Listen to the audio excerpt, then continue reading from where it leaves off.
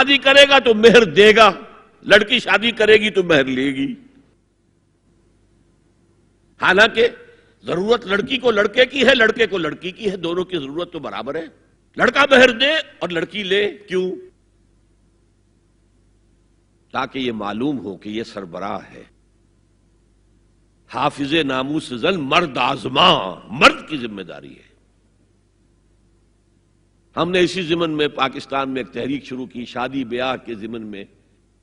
یہ بھی ہمارا بڑا سوشل فنکشن ہے، بہت بڑا، اور اس میں فضول خرچیاں ہو رہی ہیں. حرام کی کمائی ہوئی کمائی جو ہے وہ پانی کی طرح بہائی جاتی ہے. ابھی مجھے ایک صاحب نے بتایا کہ ممبئی میں 2 شادیاں ہوئی ہیں مسلمانوں میں، ایک میں 1.5 کروڑ روپیہ خرچ ہوا، ایک میں 80 لاکھ خرچ ہوا. ہم نے وہاں اصلاحی تحریک شروع کی. ضیاء الحق صاحب نے بھی کوشش کی تھی، آرڈیننس پاس کیا تھا، لیکن یہ چیزیں قانون سے نہیں. آپ کہیں کہ کسی دعوت میں 50 سے زیادہ مہمان نہیں آئیں گے، وہ 100 آ گئے تو زیادہ زیادہ یہ ہوگا پولیس والوں کو رشوت کا کھاتا کھل گیا، جو یہ پیسے لے جائیے صاحب. کبھی کبھی وہ پکی پکائی دیگیں لے جا کے اپنے تھانے میں بیٹھ کے کھاتے تھے. لیکن قانون سے نہیں بدلتا مزاج. ہم نے کیا طے کیا؟ دیکھو یہ ہے چٹان کی بنیاد. آپ کو بڑی اونچی بلڈنگ بنانی ہو تو دیکھنا پڑتا ہے چٹان نیچے بنیاد زمین کیسی ہے. تو بنیاد کیا ہے؟ آپ سادگی کرو، سادگی کرو، سادگی کرو، یہ واسطہ بے معنی ہے بالکل. اس لیے کہ غریب کی سادگی کچھ اور ہے، امیر کی سادگی کچھ اور ہے. سادگی کے ایک معنی تو نہیں ہے. لہذا کوئی جو ہے راک فاؤنڈیشن وہ تلاش کی جائے. وہ ہم نے کی تلاش. جو تقریب حضور سے صحابہ سے ثابت ہے ضرور کرو، ضرور کرو، ضرور کرو. عضوا علیہا بالنواجذ، اپنے دانتوں سے پکڑ لو اس کو. اور جو تقریب ثابت نہیں حضور سے اور صحابہ سے، یقیناً یہ کہیں باہر سے آئی ہے. یا تو ہمارا خاندانی پس منظر جو ہے، اکثر تو ہندوؤں سے مسلمان ہوئے، وہ سادات ہوں، صدیقی ہوں، فاروقی ہوں، عثمانی ہوں، وہی ہیں جو باہر سے آئے تھے. باقی تو اکثریت یہیں سے، وہ اپنا ہندوانہ پس منظر لے کر آئے. تو جس کا ثبوت صحابہ کے دور میں نہیں، وہ یقیناً باہر سے آئی ہوئی چیز ہے. اس میں پھر سادگی نہیں، اس میں کمی نہیں، جڑ سے کاٹو اس کو. اس بنیاد پر ہم نے 5 فیصلے کیے. ذرا سن لیجئے آپ بھی، اگر آپ کچھ سوشل ورک کرنا چاہیں اس کو عام کریں. نمبر 1، نکاح مسجد میں. حدیث موجود ہے، ترمذی شریف کی روایت، اعلنوا ھذا النکاح واجعلوہ فی المساجد. نکاح کا اعلان عام کیا کرو، مسجدوں میں منعقد کیا کرو. میں حیران ہوتا ہوں کیوں نہیں علماء کرام نے اس کی طرف توجہ دلائی. حدیث ہے. ہاں میں مانتا ہوں ان کا کہنا یہ ہے کہ یہ یہاں جو امر ہے کہ مسجد میں منعقد کرو، یہ امر وجوب کے لیے نہیں ہے، استحباب کے لیے. مستحب ہے یہ کہ مسجد میں. تو بھائی مستحب کیوں چھوڑ رہے ہو تم؟ وہ اس لیے چھوڑنا پڑتا ہے، مولوی بیچارے کی حیثیت ہے ہی نہیں معاشرے میں کہ وہ کہے جناب یہاں آئیے میرے پاس، میں نہیں آؤں گا آپ کے گھر نکاح پڑھانے کے لیے. وہ اپنا رجسٹر بغل میں دبائے بیٹھا سوکھتا رہتا ہے. وہ تو آنی تھی بارات عصر کے وقت، مغرب بھی جا رہی ہے، آئی ہی نہیں، وہ بیٹھا قریب. پہلے 20-30 روپے ملتے تھے، اب 200 300 400 ملتے ہیں. اور کیا ہے؟ میں نے انہیں یاد دلایا دیکھو شرم کرو. عیسائیوں نے آج تک اپنے چرچ کی اور اپنے پادری کی عزت یہ رکھی ہے کہ شہزادے اور شہزادی کی شادی ہوگی وہ بھی پادری چرچ میں آئیں گے. شہزادے کی شادی ہو رہی ہے تو جو ان کی پارلیمنٹ کے ساتھ ہے چرچ، وہاں شادی ہوگی. وہاں پردہ نہیں ہے، لڑکا لڑکی دونوں آمنے سامنے کھڑے ہو کر قول و قرار کریں گے. ہمارے ہاں پردہ ہے تو اس لیے لڑکی کے گھر بھی جائیں گے تو لڑکی تو محفل میں نہیں آئے گی. لڑکی کا ایک وکیل ہوگا، وہ وکیل اجازت لے کر آئے گا، 2 اس کے گواہ ہوں گے، اس کے سامنے اجازت لی گئی، پھر وہ نکاح خواہ کو اجازت دیں گے، وہ نکاح پڑھا دیں گے. پہلی بات یہ ہو گئی کہ نکاح مسجد میں. نمبر 2، نکاح کے موقع پر کوئی دعوت طعام نہیں، کوئی ثابت نہیں. دعوت طعام صرف ایک ہے، وہ ولیمہ ہے. اور اس قدر معقول بات ہے، سب باپ اپنے سینوں پر ہاتھ رکھ کر سوچیں اور میری بات سنیں، کیا بیٹی کو گھر سے رخصت کرنے کا وقت جو ہے وہ خوشی کا وقت ہوتا ہے؟ جب بیٹی گھر سے جا رہی ہو، کوئی جانور بھی آپ قربانی کے لیے کوئی مینڈھا کو بکرا لے آئیں 8-10 دن پہلے اور بچے مانوس ہو جائیں تو وہ جب آپ ذبح کرتے ہیں تو پچھاڑے کھاتے ہیں کہ نہیں بچے؟ اور یہ لخت جگر ہے، نور چشم ہے، 18 20 22 برس گھر میں رہی ہے، وہ جا رہی ہے، خوشی نہیں ہے وہاں، صرف یہ ہوتا ہے اے سائی آف ریلیف کہ ایک ذمہ داری کا بوجھ تھا، اللہ نے آج پورا کرا دیا، اتروا دیا بوجھ۔ پھر بھی اندیشہ ہوتا، پتہ نہیں مزاج ملے نہ ملے، نئے ماحول میں جا رہی ہے، وہاں جا کر ایڈجسٹ ہو یا نہ ہو، اندیشے پھر بھی ہوتے ہیں ذہن کے اندر۔ تو ان سے مرغ پلاؤ کھانا اور متنجن کھانا کوئی معقول بات نہیں ہے۔ معقول بات کیا ہے؟ لڑکا، اس کا گھر آباد ہوا ہے، وہ ولیمہ کرے، اس پر باقاعدہ احادیث اولبو ولو بشاتن، ولیمہ ضرور کرو چاہے ایک ہی بکری ہو تمہارے پاس، ذبح کرو، کاٹو، کھلاؤ گوشت اپنے دوستوں کو، احباب کو۔ یہاں تک کہا کہ بیس طعام الولیمہ، برا کھانا ہے ولیمے کا کہ اس میں غریبوں کو نہیں بلایا جاتا۔ ظاہر بات ہے مسلی کھلانے کے لیے تو ولیمہ نہیں ہوتا، اپنے احباب کو، دوستوں کو بلایا جاتا ہے۔ پھر بھی میں تم سے کہتا ہوں کہ جسے ولیمے کے لیے بلایا جائے وہ اگر نہیں جائے گا تو اللہ اور اس کے رسول کے حکم کی نافرمانی کرے۔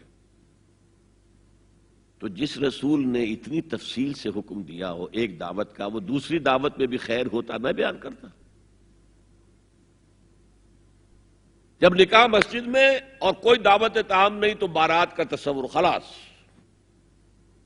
بارات کس بلا کا نام ہے؟ قرآن میں تو کوئی ذکر ہی نہیں، عربی میں یہ لفظ ہی نہیں۔ اجتماع طرفین مسجد میں ہوا، نکاح ہوا، لڑکی کو، حضرت فاطمہ کو رضی اللہ تعالی عنہا، کچھ خواتین جا کر چھوڑ آئی تھی اس حجرے میں جو ایک انصاری صحابی نے حضرت علی کو دیا تھا، ان کا تو کوئی گھر بھی نہیں تھا۔ کوئی حضرت علی آئے ہوں اور آ کر وداع کرا کے لے کے گئے ہوں، کچھ بھی نہیں۔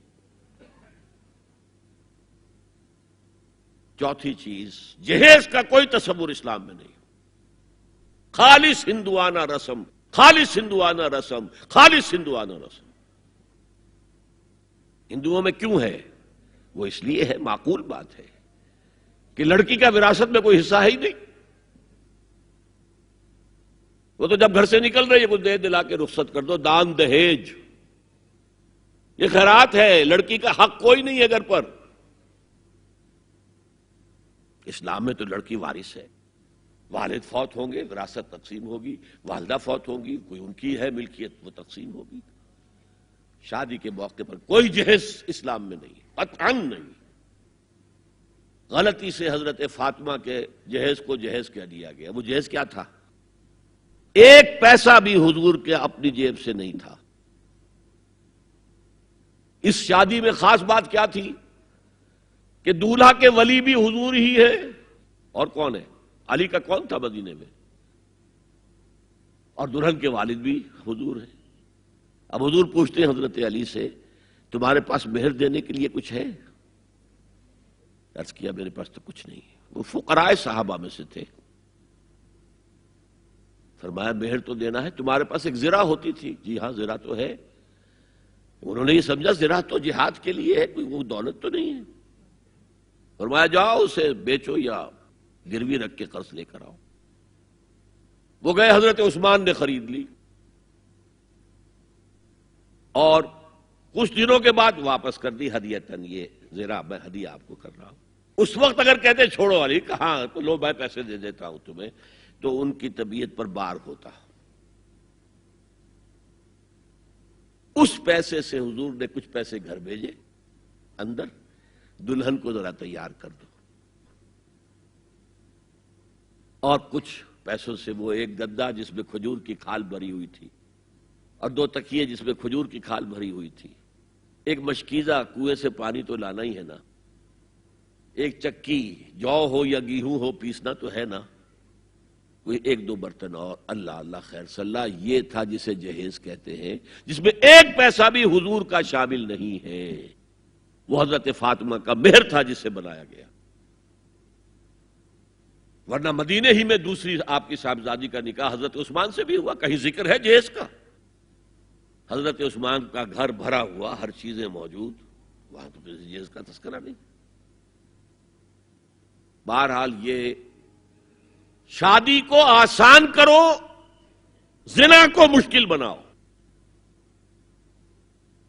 یہاں شادی کے لیے 9 من تیل ہوگا تو رادھا ناچے گی، ورنہ یہ کہ بڑی ہو رہی ہے، عمر ہو رہی ہے، سب کچھ ہو رہا ہے، لیکن کچھ تقاضے تو ہے نا، آخر کچھ تو کرنا ہوتا ہے نا، آخر کچھ نہ کچھ لوگوں کو تو کھانا کھلانا ہی ہوتا ہے نا، بارات تو آخر آئے گی ہی نا، کچھ نہ کچھ تو دینا ہی ہوگا، کچھ جوڑے کپڑے، کچھ یہ۔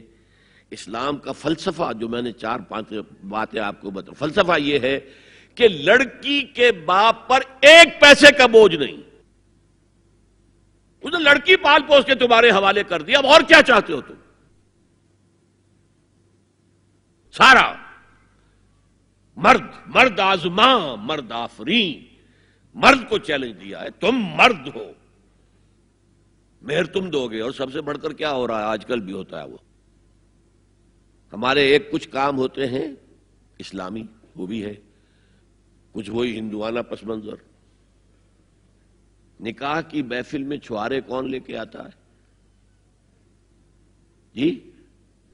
لڑکے والے، اور پلاؤ کن سے کھاتے ہیں؟ بھائی جس کو تمہیں مرغ پلاؤ کھلا رہا ہے وہ چھوارے نہیں بانٹ سکتا تھا؟ یہ ہے اسلام اور غیر اسلام کا امتزاج۔ چھوارے لڑکے والے لے کر آئیں گے اور پھر دعوت اڑائیں گے لڑکی والوں کی طرف سے۔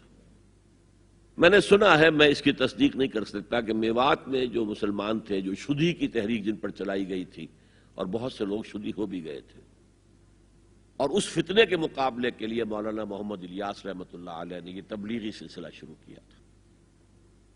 وہاں سنا ہے کہ یہ ہوتا تھا، ایک تو نام بھی آدھے ہندوانہ آدھے مسلمان، اب شادی کرنی ہے، اچھا مولوی جی کو بلا لو، بول پڑھا دیں، لیکن وہ کہتے یہ بول پڑھانے سے یہ ہو گیا شادی؟ یہ تو سمجھ میں نہیں آئی۔ پھر وہ کہتے تھے پھیرے بھی ڈلوا لو۔ اب لڑکی کی چادر اور لڑکے کی چادر میں گرہ لگے اور پھر وہ سب کے سامنے 7 چکر لگائیں، تب تو پتا چلا کہ بات پکی ہو گئی، ورنہ یہ کہ قبول کر لیا بس۔ واللہ عالم یہ لطیفہ ہے یا واقعہ ہے، لیکن یہ مجھے سنایا ہے بعض لوگوں نے کہ یہ وہاں ہوتا تھا، اطمینان نہیں ہوتا تھا، یہ بول کہنے سے بات ہو گئی۔ بہرحال اب میں آ رہا ہوں تیسرے موضوع پر، اس کا تعلق